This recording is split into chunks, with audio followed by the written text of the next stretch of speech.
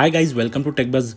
So Apple released iOS 15 developer beta on 7th of June and we have installed it on our iPhone 8. So we will have a look at what all features are available on iPhone 8 and see how does iPhone 8 perform on iOS 15. The size of the update is 5.6 GB and it took almost 1.5 hours as the phone was stuck on verifying and preparing update for almost an hour. So guys who complained about it in my previous video, it is normal.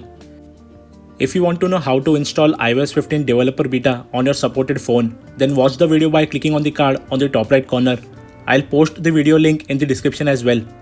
So as you can see, this phone is running on iOS 15. First app that has received a major update is the weather app. Now it has different backgrounds for different weather conditions, and now the weather app shows detailed weather statistics like UV index, sunrise sunset time in a widget like graphical manner, unlike just text as it was on iOS 14. Also, now the weather app provides a full-fledged weather map which shows temperature, precipitation and air quality for the whole world map. When you move to precipitation mode, you can see the hourly updates when the rainfall or snowfall is going to start or stop and the storm direction.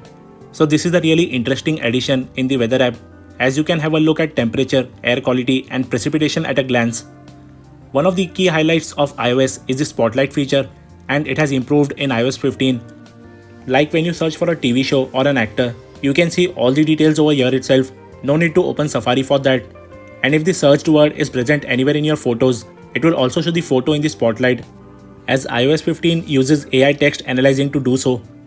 And if you search for a contact in Spotlight and open it, the user interface is slightly different, and at the bottom you can see the links and photos that were shared by the contact with you.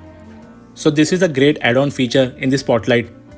In the Message app, if someone shares multiple photos with you, it is shown with a new collage format, and articles and playlists are visible in shared with tabs in your News and Apple Music.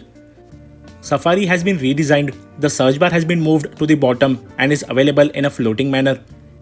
It disappears when not in use, which gives a more immersive experience while browsing.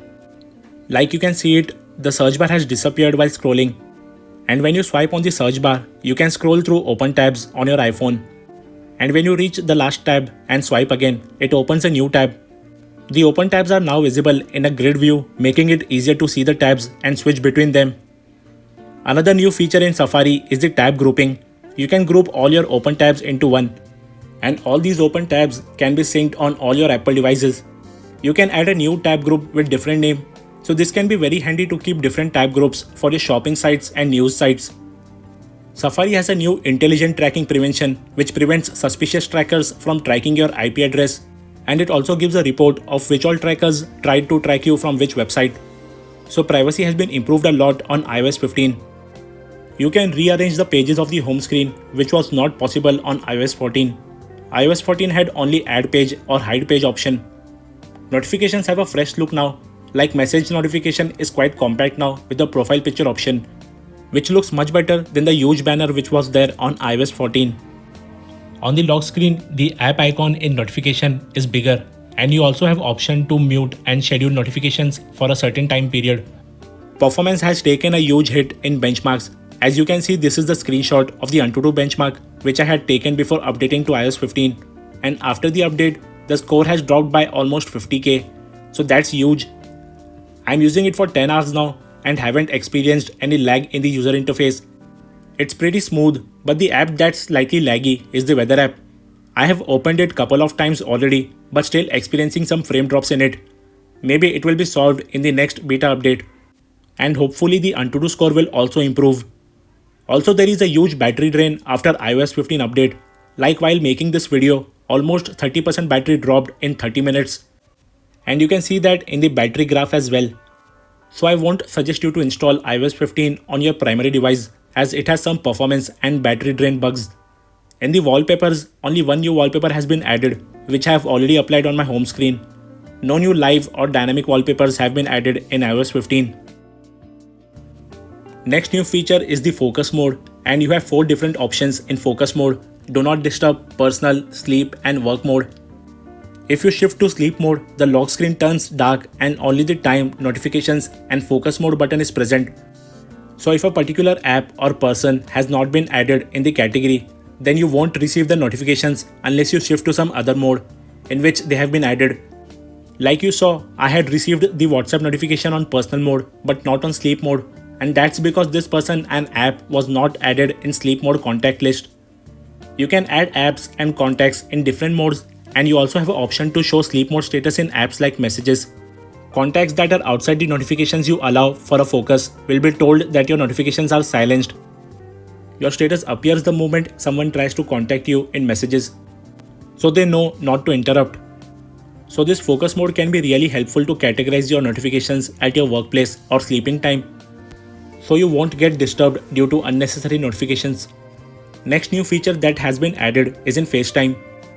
You can use special audio feature with background noise reduction and screen share features like screen sharing movies, audio, or just your phone screen with your friends with a feature called SharePlay. But it's available only when two compatible devices are over FaceTime. But the biggest feature is that you can create links of your FaceTime and invite people. So finally, people with Android devices can also join on FaceTime via browser. And this was a needed feature in the last couple of years. The grid view in the FaceTime also highlights the person who is speaking. Next new option is in the Photos app. The Photos app now has an I button which shows the details of the photos like photo size, location, and the device with which the photo was captured. This feature was introduced in Android phones 7 years back. Memories now has a new look with new adaptive titles, transition, and animation styles. The app analyzes the photos and applies color filters respectively, along with a matching audio. And now you can also choose music from Apple Music app. And it also suggests the best music which is suitable for your memories, or you can choose any track manually as well.